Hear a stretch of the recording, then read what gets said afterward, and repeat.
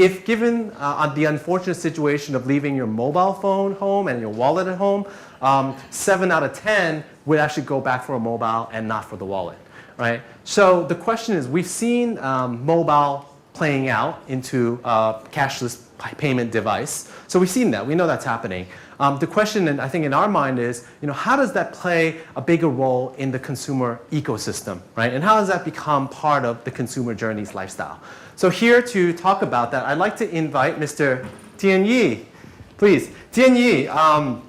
He is actually, we're very, very honored to have him today. He is the CEO of Cassis International. He invented the concept of trusted service payment system in the late 90s. So he invented it. And since 2002, his company has been working with mobile operators, financial institutions, the likes of MasterCard and Visa. And something you may not know about Thian, he likes to do the impossible. So I think back in the 90s, and I can't explain the story as well as you did, but basically, he was in Japan. He partnered with the second largest printing company, and you may know it's very difficult to do, to pave the way to bring mobile payment into the Japan market. Against his boss's belief that it would be impossible to do. So he's certainly a disruptor. So here to kind of kick it off, to talk about mobile payment, how's it look like in the lifestyle of the consumer? Thian Chua. Thank you. Thank you, William. Good afternoon.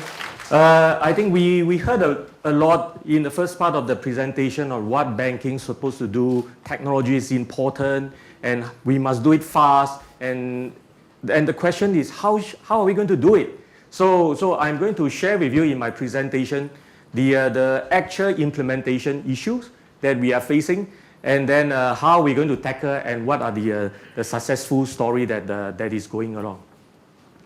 So just give you a brief introduction. Our company is specialized in managing the application in a secure device. So imagine you are in the internet. So how is anybody going to identify yourself? So the only person that can only identify yourself, it is the secure device that you're going to plug in and do the mutual authentication with the host. So when we're talking about mobile banking, there are actually two classes of transaction that we are talking about. One is a kind of an online banking transaction. So you always authenticate with the host system. The other part of the transaction is what we call an offline transaction.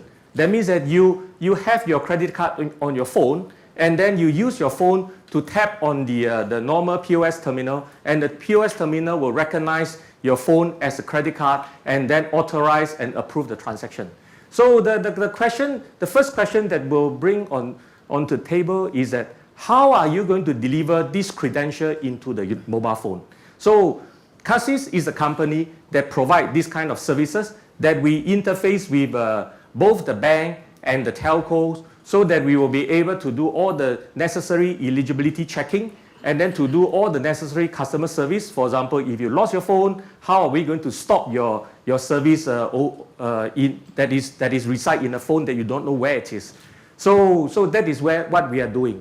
So the company was established in 2002 in Singapore, and then we have been working a lot with major telco, started with the Korean telco and Visa, and then slowly we move on to deploy a solution for the Malaysian telco, which is Maxis in Malaysia, and with Touch and Go in Malaysia, and with Maybank in Malaysia. So you can now use a mobile phone to do all the necessary transaction in Malaysia. And then right now we are working very closely with MasterCard to build a completely new way of consumer experience for you to leverage on the NFC phone and start to do all your services on the phone. And later on, my colleague will show you a demonstration that we have built for MasterCard. So as we all know, the industry has transformed. So first of all, there are many smartphones. So without a smartphone, it is going to be a headache on managing the user application onto the phone.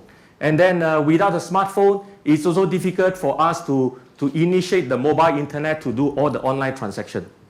And then we also need to understand that today, in order for mobile payment to work well, to be successful, we need the infrastructure that is in place. So smartphone, the consumer equipment will be in place.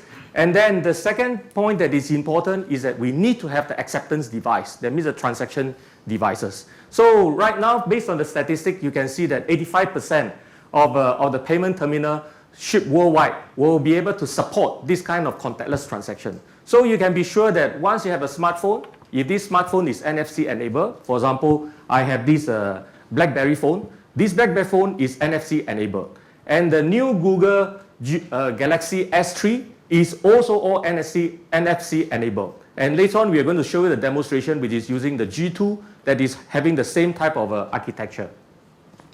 And this smartphone, first, the smartphone shipment is going to go up the roof. It's going to have more than 120 million this year globally.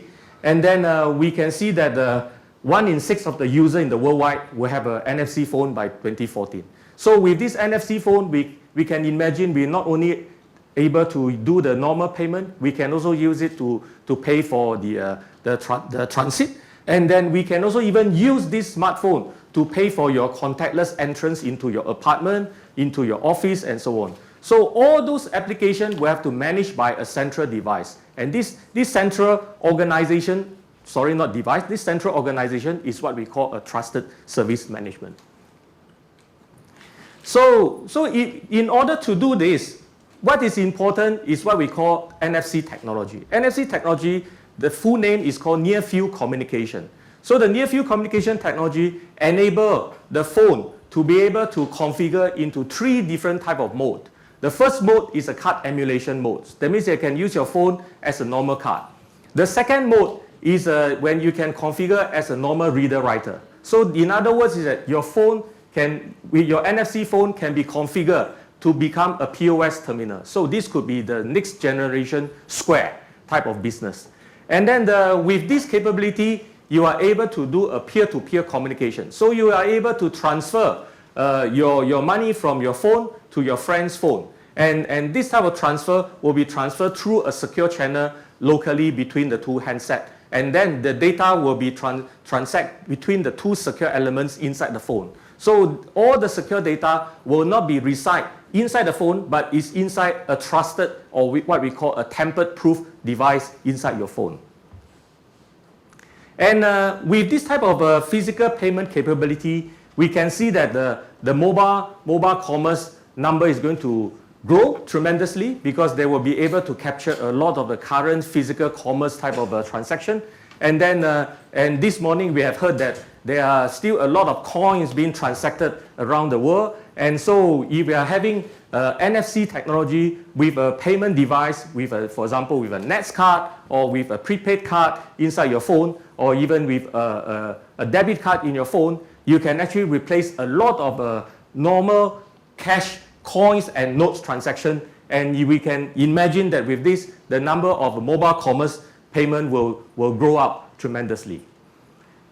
With this new opportunity, we also see in this morning discussion that the banks need to change. And then we also see that with this type of new opportunity, there are new players coming into play. So for example, we talk about the project in Malaysia. We can see that most of those projects that are doing mobile payments, mobile commerce, they are all led by not really bank, but telco. So the telco are right now leading. They are trying to find a way, first to create stickiness with their clients, and then secondly, they also need to generate new revenue stream to avoid them be squeezed down into a big fat pipe. So we can see a lot of changes is happening in the world. The telco is coming, and the telco is not really coming alone. They're coming all together. For example, in America, you have Casis. It has a corporation. And New Zealand, even a small country, similar size as Singapore, the telcos and the banks are all coming together, set up one common organization, try to offer these kind of services. And then, and most alarming, and I think people have not really think about it, is actually the handset maker are going into this direction. So imagine today, Samsung, I can be sure Samsung have more customers than any of the telco in the world today. And Samsung is going into the next step of providing this kind of mobile payment services to all their customers. so that their customer will purchase services from the Samsung portal, and then and Samsung, they have their own financial company. They will be able to issue the debit card for the customer to use the debit card to pay for purchase in the phone and through the phone and through the network. So these are all the changes that are happening right now. We also see in the trend today is that everybody is talking about mobile wallet. But essentially, when you're talking about mobile wallet is nothing than a user interface to capture the first point of contact with the customer.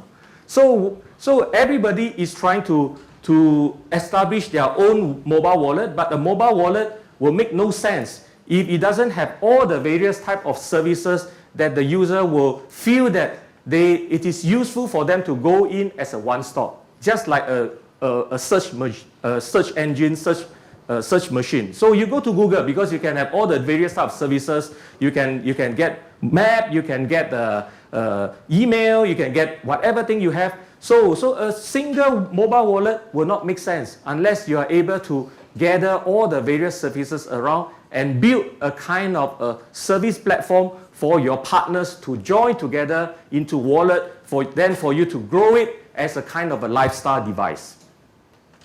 And we speak a lot about the wonderful thing about payment in mobile phone. And we speak about all the various value-added service that you can use a mobile phone to redeem coupon and so on. But the reality is this. If you want to redeem coupon physically or redeem any physical redemption, you need an application both at the handset side as well as the terminal side. If you do not have this pair of application, so it is just purely a fairy tale. Because when you make a transaction for redemption of coupon, you will need to get the acquiring system to be able to capture all your coupon redemption data, and then to make all the necessary deduction, discount, and interface to the POS equipment and so on. So there is a lot of technology interface that is required behind to make this into reality. So the real fact today is that all of the terminals globally, worldwide, that what are the default applications? The default applications are only the payment application. That is Visa, MasterCard, Amex, the JCB application. So these are the applications that default inside the POS. So if you want to have a wonderful coupon program, you have to build your own specific coupon application. You have to load into the POS equipment, then it can transact. And the complication will come when you have a country that you have multiple acquirers. Then you will see that in your merchant desk will have 4 or 5 POS terminal all lined up, and you don't know which one to tap. And this is not going to bring you good customer experience like what the other speakers speak in the morning. So we have to understand these are the reality. And when we talk about managing the identity secure application, so this is just a diagram to show you that inside a NFC phone or inside your smart card chip, there is this secure device. And this secure device essentially will store all the various secure applications that you have. So for example, if you want to, we have seen a lot of industry presentation that show the wallet with Visa, MasterCard, and all those things, what not you can imagine. Essentially, each of these cards will have to occupy a certain space inside the secure element. Then this secure element will be able to interact and select by the POS terminal when the phone is tapped onto the POS equipment. So this is where you need an organization that we call a trusted service management to support the delivery of all these credential and data processing to be loaded through the over the airwave into the phone and directly into these secure devices. And this is essentially the kind of ecosystem that you can imagine. So you can see that in a trusted service manager, we have to interface to 2 different parties. When we interface to one party is what we call the secure element issuer, which is the telco today. And the other party is the service provider, which are providing services that want to store application into the secure element that is your smart card. So through this trusted service manager, they will do all the processing, all the eligibility checking, all the identity checking. Then after that, then they will be safely download the customer, the application onto the phone, and then eventually onto the secure devices. So all the other non-secure applications that you can think about can be downloaded freely because it never touch your secure element device. So all those non-secure applications are usually reside on the phone itself. And only the secure application that can emulate whether your credit card or your subway card will be reside in this particular secure device. And then when you take the phone to tap on the terminal, then the terminal will treat it as a normal physical card, and then it will go through the standard transaction process in the banking system. So that is how it works. So from our opinion is that we think that whoever wants to build a mobile ecosystem or successful mobile services, you essentially need to have 5 different type of features or services inside. The first thing is you need to have the identity being defined. So this identity is whether it is your phone number, which is what we call the MSISDN, or your IC number, whatever, you need identity. And with this identity, then you will be able to enable a secure payment application to be loaded into your phone. And then after that, I think to incentivize the user to use it, you need the rewards. Then you will need the one-to-one information that is able to deliver to you. For example, the alerts, and for example, the location-based information, the event-based information. Then they will be able to push it down to your phone, and then you need to have a wonderful, beautiful user interface that is friendly, easy for you to use. So that is where we think that these are the 5 features that you need to be included, to be considered when you build your mobile application. So the real world issues is that we need to create new service brand. So for example, in the case of Malaysia, when they talk about this NFC project, the first thing they thought about it was that they create a service brand. And the first service brand that they have created, they call it FastTap. And then in France, we have a project. The service brand is called CityZ. So everybody have a specific service brand to be created first for this kind of new consumer experience brand. And then after that, you will be able to offer all the lifestyle services with both the secure and non-secure application. And depending on where you put your secure application, so the non-bank and bank will need to have minimum integration to manage all the minimum risks that you're going to use in these mobile services. So there will be risk compliance that we need to follow. For example, in the payment association, if you want to load in a Visa card into your mobile phone, the Visa have a specific rule to say that this particular device have to be certified by Visa, and you have to use this particular application that only be able to use on the phone and not the other type of application. And what are the way to process all this data to make sure that you are able to manage the loading and the risk management, and how we're going to block this application when we need to stop this application. So these are the things that you have to take care. However, we see that most of this project is always hampered by internal approving process. I think today we have most of the banks here, and I think most of the banks will know that if there's an external connection to the bank system, to ask for a VPN connection, usually we will probably need 6 months, because you will have to be approved by the audit, you have to be approved by the IT security, you may even have to go up to operation, you may even need to go up to the board level, and so on. So it is not so much technology issues. It's just that the bank is just essentially is a process-oriented industry. So that is why when we have this kind of project with the telco just simply cannot understand. Why? What is the problem to open a VPN? We just need to set up the firewall at both sides, and then that's it, and we do the testing.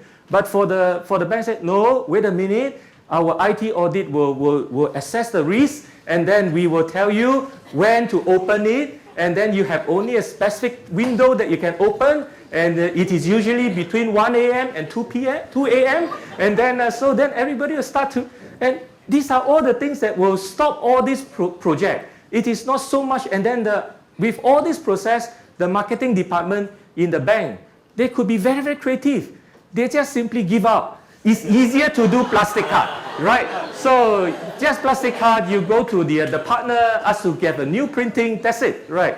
So we need to understand that the mobile service is not so easy. There is a lot of things that we can do. And then that is where we call mobile service is a journey. You will be able to bring your customer through the whole journey. And then that is where you will have the stickiness with your customer and win the game at the end of the day. So these are the real world issues that we have seen.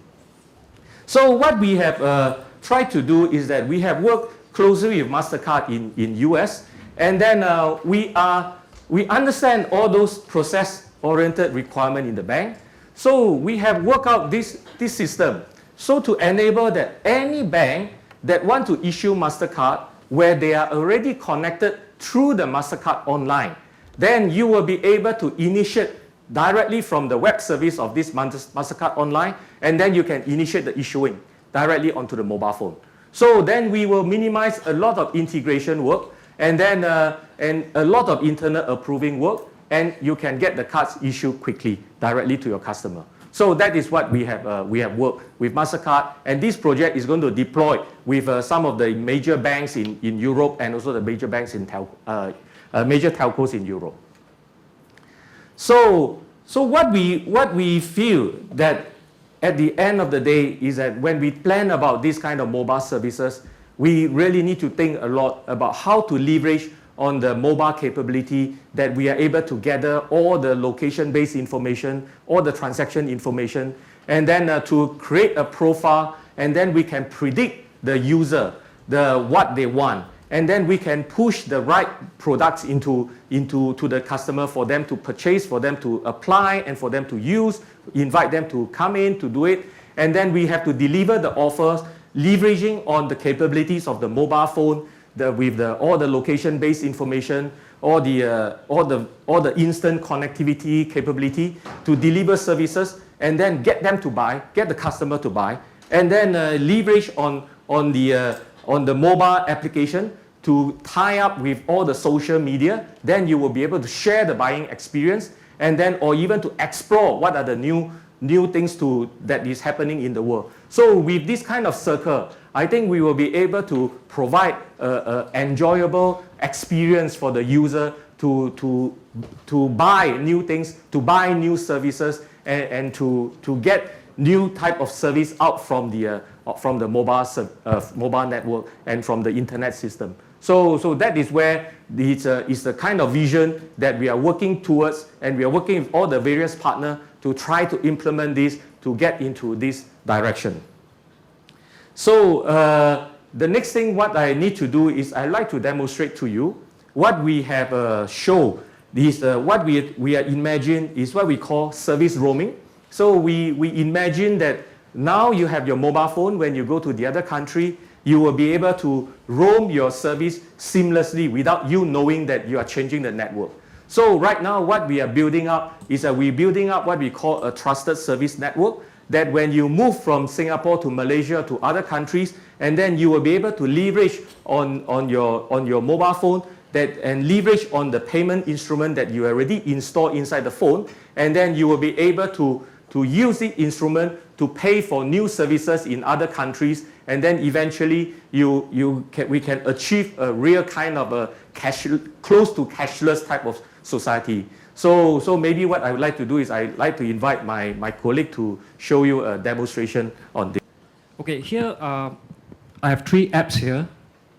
Okay, the red one here basically is the gateway. Is the gateway to explore the NFC services. Okay, the other 2 apps here you see the Fast app and the PayPass. These are specific app. Okay, this is.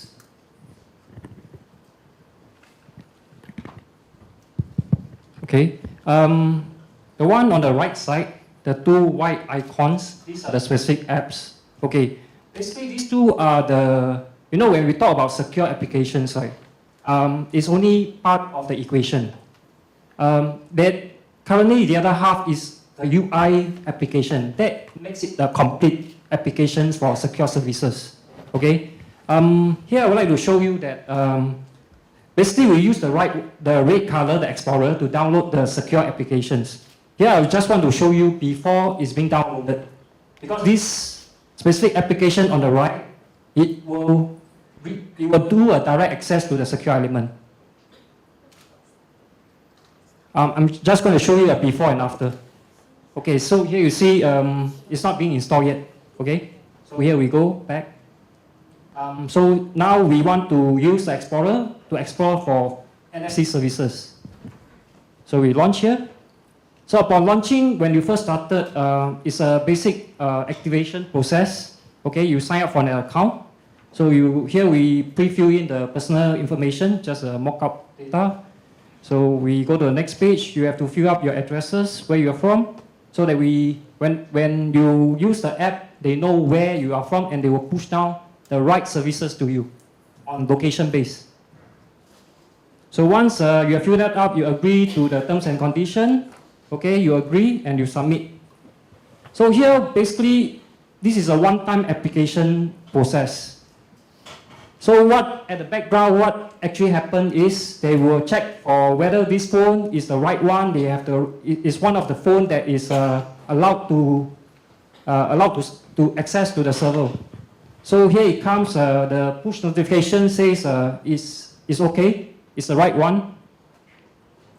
So you tap to activate. So right here at the bottom, you'll see the services. This phone has been activated for this account. So, so there are basically three functions here: find services, pending approval, and active services. So for a start, there will be no active services. Okay, so we have to look for services that you want to download. So imagine now you are in Malaysia. You want to look for, just now Thian mentioned that in Malaysia we have the touch and go applications. Okay. For this app, we set the location to Malaysia, so we want to explore for services in Malaysia.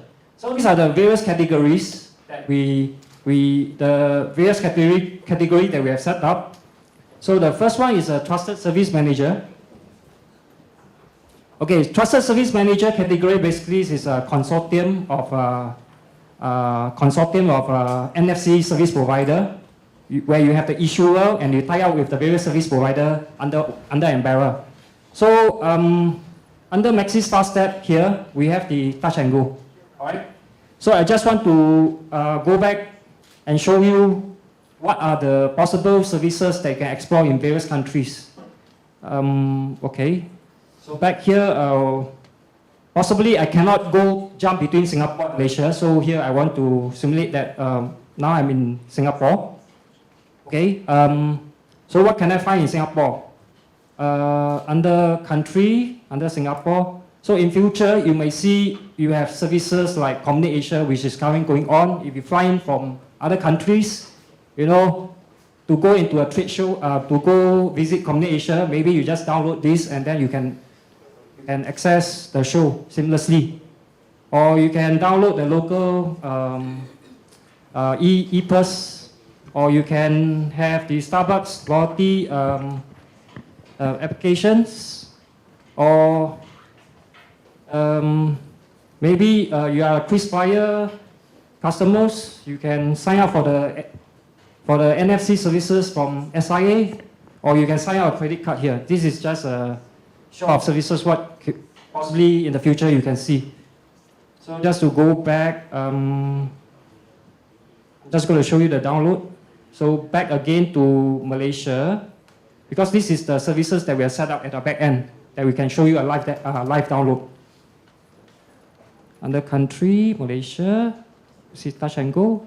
So under here you will see before a service is being downloaded, what is this services about? So basically the service information are all here.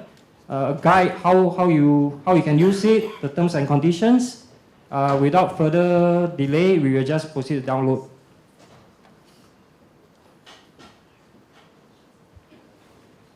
So what actually happened here is connecting to our back end. Here you will do some authentication. Okay. Once the authentication is verified, the download scripts will be pushed down to the secure element. So in this particular example, there is no need to do any eligibility checking because this card is anonymous card. So you can download any time that you need. So this is this situation will apply similar to all the prepaid debit card. So if any banks want to issue prepaid debit card, you can actually put this into the trusted service manager, and then they can download this application directly into the phone easily. And you can if it's necessary, you can even this can create new opportunity for the phone seller to include a prepaid credit card with a value of maybe $10-20 for you to offer together with the phone. And then once this debit card is inside your phone, then you will be able to link this debit card into your bank account, and then you can start to fund this account from there onwards. So that is where you can start to create all the stickiness with the consumer. Okay, so this is what happened after you have downloaded. So you will find this under the active services. All right, we just downloaded a Touch and Go. So this after download, you'll be lead to this screen. So there are these are active service information after you have downloaded.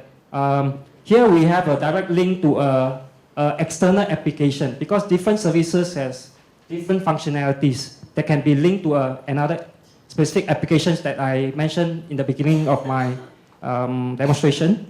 So here we have information like where you can use it. So service provider can push down this our service information under this, consolidate under this screen. I just want to show you the direct link. This will open up the external app that I shown you. So the purpose of having this linkage is that, as you can see, that we are talking about, everybody is talking about wallet. They want to create their own wallet. So the fact that we create this way, the way of registration, the whole working process is to enable and to facilitate the banks who want to have their own wallet, they can still use their own wallet. So this application is not so-called stealing their customer. It's actually facilitating their customer and facilitating the bank to issue the service much faster. Okay, so I'm just going to go back and show you the... Choo Ming is going to show you the next example is how we're going to issue a credit card. So when we issue a credit card, because we need to do the eligibility checking, so you can see that there will be a time lag before we can download the credit card into the phone, because we simulate the situation where the bank need to do all the necessary financial checking before they give the approval. So here we go. Imagine now we are in Poland. This is a project that we are doing in Europe. Okay, so it's a collaboration with a Polish bank. So under Poland, we have a ProBank Pay Pass for MasterCard. So we will go through the sequence how we download a payment application, credit card payment application. So for credit card, as you know, people who own a credit card, you have to apply first. Okay, so here basically what we do is we send a notification to the bank to say, hey, this customer is interested in this. So at the back end, there is some approval process going on. So we are waiting for a message to come back, to simulate, this customer service has been approved. Okay, so the message came back. So a download is granted here. So here to download, you need a pre-arranged PIN, a one-time password. So you key in. So the download is the same. The same sequence continues. So the whole process, the downloading process, all this will be the same as before, whatever application. As long as it is secure application, you will go through what we call trusted service management to manage all the secure application and so on, and to do all the processing. So that is basically the concept and the demo that we show to you today. Okay, thanks.